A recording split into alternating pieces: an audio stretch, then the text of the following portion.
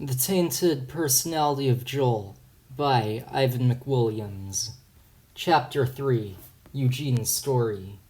In August of the previous school year, just like any kid with naughty tendencies, Eugene decided to cut class due to how boring the work he was doing was. The teacher really needed to use the bathroom, and at the time, there were no other adults in the room, so he had no choice but to leave the kids unsupervised. Eugene knew that it was a lengthy walk from the classroom to the staff bathroom, so he decided to take advantage of this opportunity and play hooky.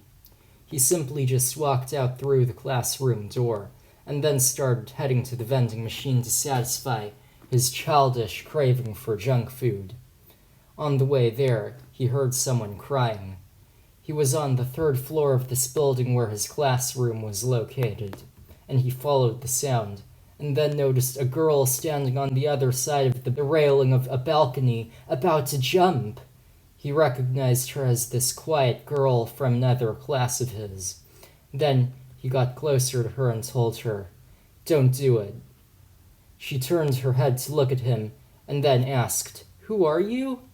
"I'm Eugene. Thank goodness I'm deciding to play hooky right now, 'cause had I still been in class, you would have done it already." "Just go away," she shouted at him. "Stop distracting me from letting go of this railing." "Look, you don't want to do this. You don't want to traumatize everyone here by committing suicide in the middle of a really nice place where there are a bunch of innocent kids." "No, sir, I will let go," she tearfully said. Then he got even closer to the railing and told her, "Well, you know what? If you're gonna jump, I'm gonna have to jump with you."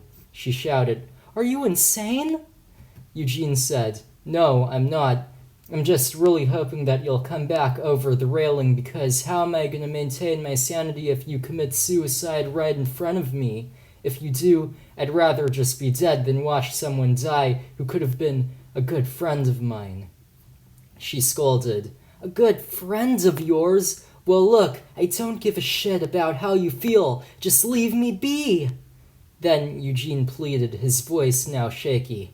"Please don't do it, little girl. I know things haven't been going too well for you, but I'd rather help you find a better way out of your pain than watch you die. I swear on my life." Then she started to seem moved by his plea, and her eyes lit up and she said, "Oh my gosh, is that actually how you feel?" Eugene stammered, Yes, of course I feel that way." Then she exclaimed, "Well, thank you for saving me." Then she climbed back over the railing.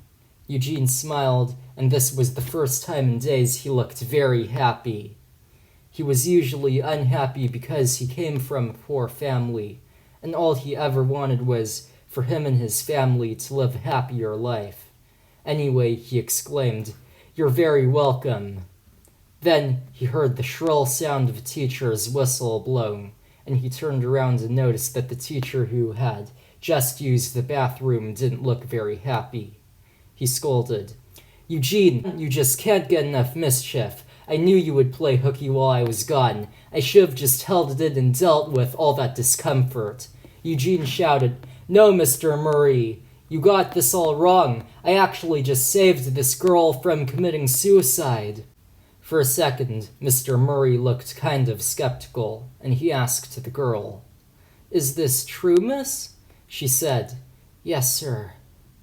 Mr. Murray turned to Eugene and exclaimed, "Well, what do you know? That was very brave of you to save her. I'm not gonna lie, you should be in trouble right now, but you are not, since you saved this young lady."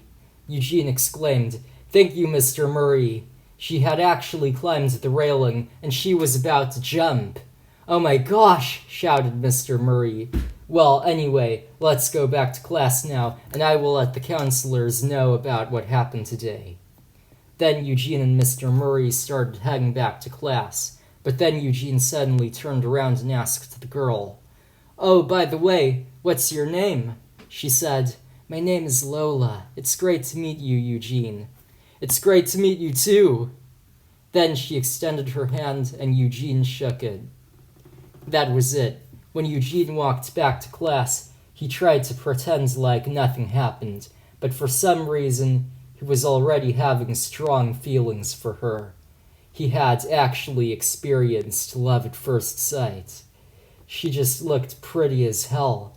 She was this white girl with brown hair that was kind of running down her shoulders, and to Eugene, it looked like she applied her makeup so perfectly, and it looked so perfect that it was almost indescribable. She kind of was a small person, and she was petite as hell. Eugene knew that it wasn't ideal to have a desire to have romance with a girl that he didn't know too well, but all it took to turn him on was how damn pretty she was.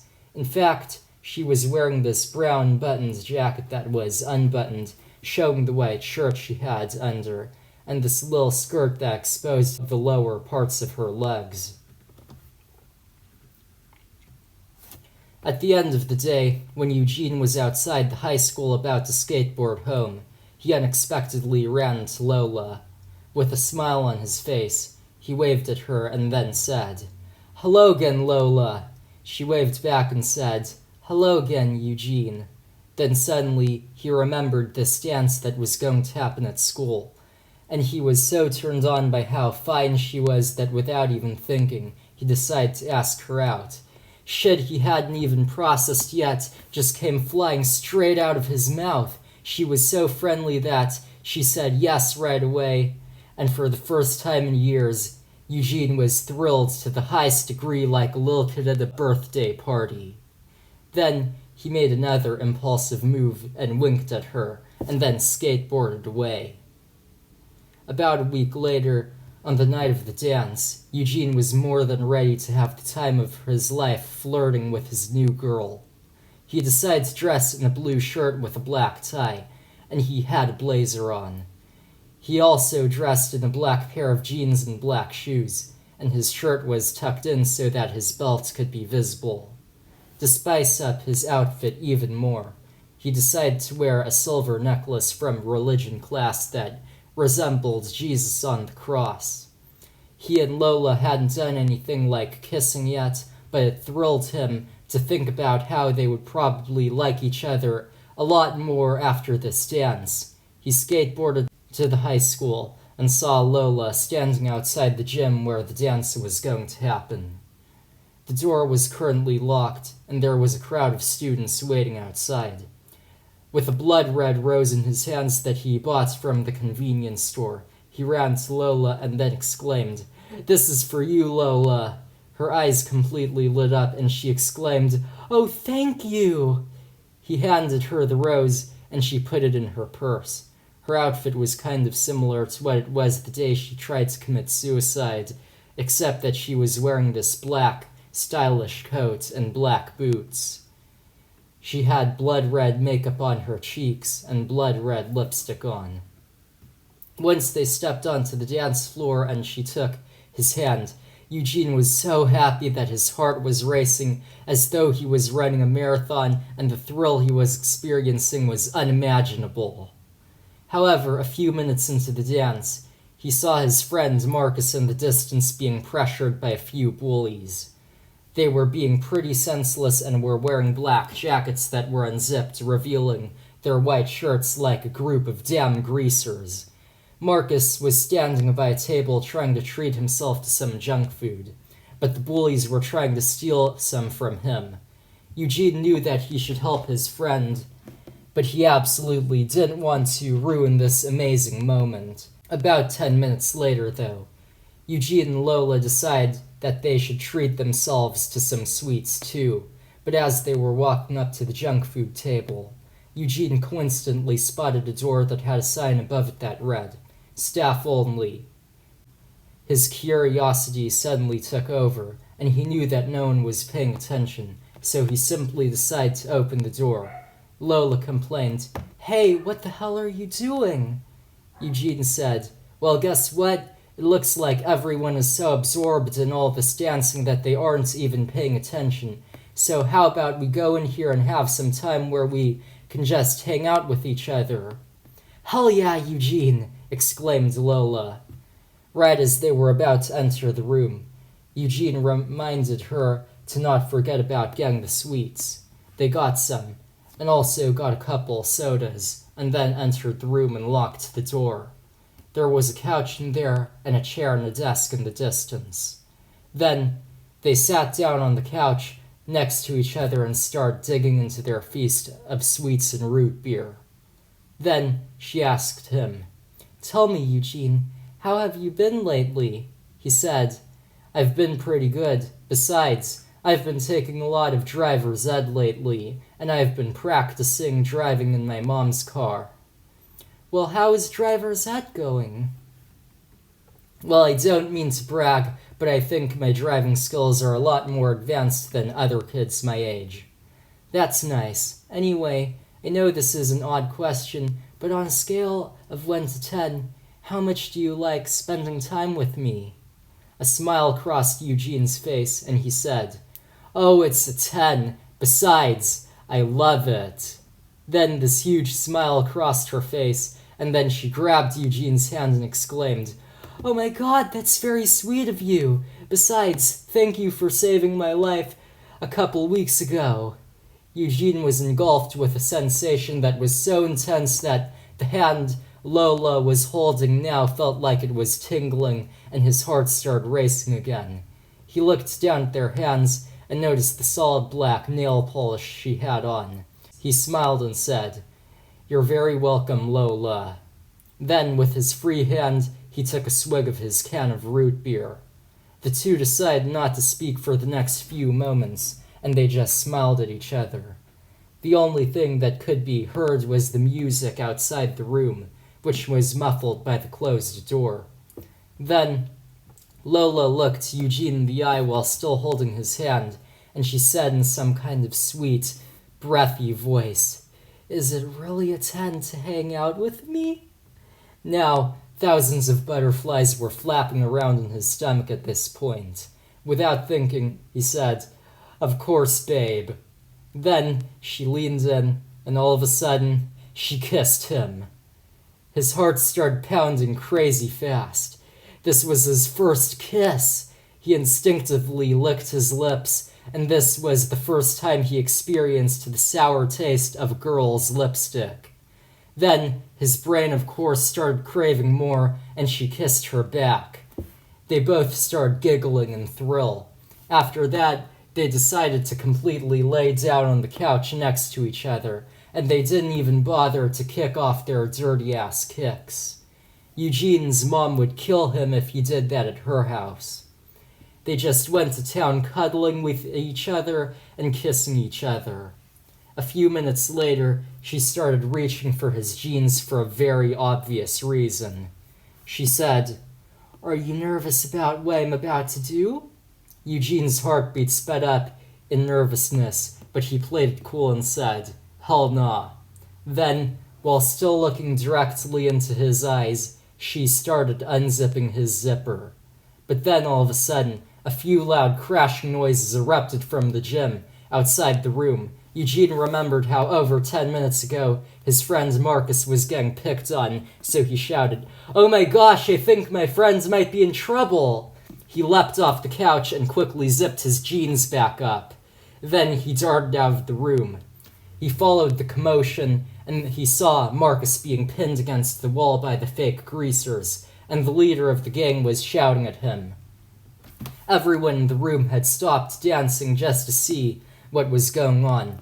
The gang leader shouted at Marcus, "I don't care that those were the last of the Oreos at this party. Just hand over the damn cookies!" He had his hand against Marcus's shoulder, whose back was against the wall, and two of the fake greasers were on either side of him and holding him under the arms so he couldn't go anywhere. Then Eugene sprinted towards them while screaming in rage, and he wrapped his hands around the leader's neck and started choking him. Eugene screamed, "Let go of my friend!" Despite the lack of air to breathe, the leader managed to choke out, "Or what? You're gonna cry to teacher?" A crazed look crossed Eugene's face, and he punched him on the side of the head and screamed, "Let fucking go!" The greaser's head jerked sideways, and he cried out in pain. Then Eugene punched him again in the nose, and it started spraying blood. He raised his fist ready to finish beating the shit out of him, but then one of the four greasers jumped on him and wrapped him in a bear hug. However, he managed to think fast, and he spat on his face. A disgusted look emerged on the greaser's face, and he let go of him. The two greasers holding Marcus in place let go of his arms to help the two other gang members, but before they could, Eugene pounced on the gang leader and tackled him to the floor. Then he climbed onto the fallen gangster and bit him in the face, and the gangster screamed like a little girl. It was the sickest thing. After he sank his teeth into his flesh, blood started running through them, and he looked like a freaking vampire. The two gangsters that were about to help him were now so shocked that they just froze in place. Eugene just sank his teeth deeper and deeper into his flesh like a savage wolf. His teeth were now changed from white to red, and blood was running all over the gangster's face and trickling onto the floor. Meanwhile, Marcus was in a fist fight with the remaining gangster, who was still willing to fight. Blood was splattered this way and that, and Marcus was beating the gangster's ass pretty badly. Then, a few minutes of brawling later, Marcus managed to wrestle him to the ground and put his arm around his neck, putting him in a headlock. He started kicking and screaming like a kid in a tantrum. Then, Marcus decided to go all crazy, and he quickly shoved the junk food table to the ground. Sweets started flying everywhere, and the whole damn cake fell on the greaser's head. His hair was all covered in colorful frosting, and he looked like a spoiled toddler obsessed with junk food. His face was also rainbow-colored. Since he was now drowning in discomfort, Marcus knew that now was his chance, so he kicked him in the head as hard as he could. He was knocked clean out. Then he turned to look at Eugene and saw that his teeth were now finally out of the other gangster's flesh. Eugene's chin and part of his cheeks were covered in blood. His blazer and tie were stained red too. The two other gangsters became too scared to keep fighting, and they were kneeling down next to the injured ones and helping them. There was a crowd of students watching the fight who were going crazy and screaming at all the action. Blood was trickling out of the cut on the unconscious gangster's head from Marcus's shoe, and the other gangster was laying on the floor barely conscious, with marks on his face that looked a lot like human teeth. Then a few of the staff members started blowing their whistles and ordering everyone to leave. Eugene and Marcus approached the exit, and they saw Lola and a few other girls sobbing on their way out. Eugene went to the bathroom and washed the blood off his face, and tried his best to wash what he could off his suit.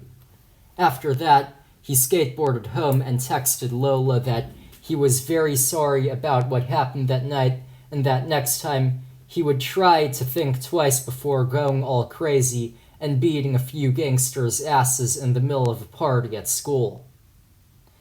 Luckily, the school staff decided that Eugene wouldn't face any consequences since he mauled that greaser out of self-defense. A few days later at school, though, Eugene ran to Lola at lunch, and he started flirting with her, but then something damning as hell came out of her mouth. "Well, guess what, Eugene? I actually wasn't going to commit suicide on the day we met. This is going to sound crazy, but I'm actually gay, and I'm so happy that I successfully lured a boy into my trap. I do not care about you at all.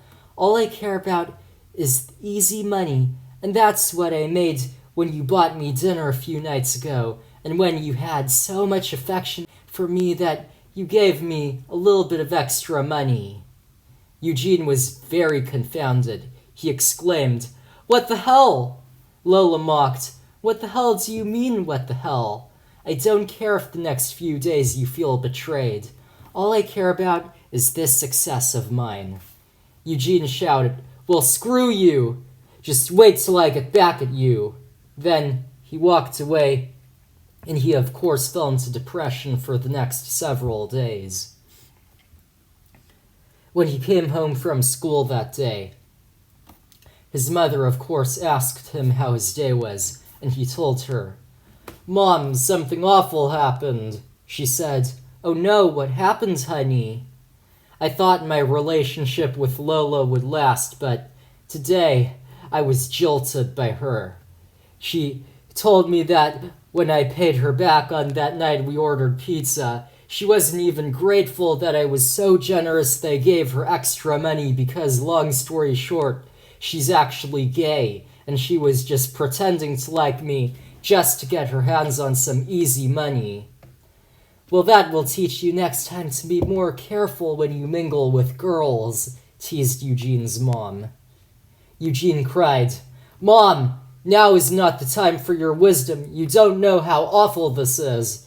She not only tricked me into wasting my money on her, but the other day at the dance, I had to spend a fortune on flowers and gifts for her when she didn't even care about me."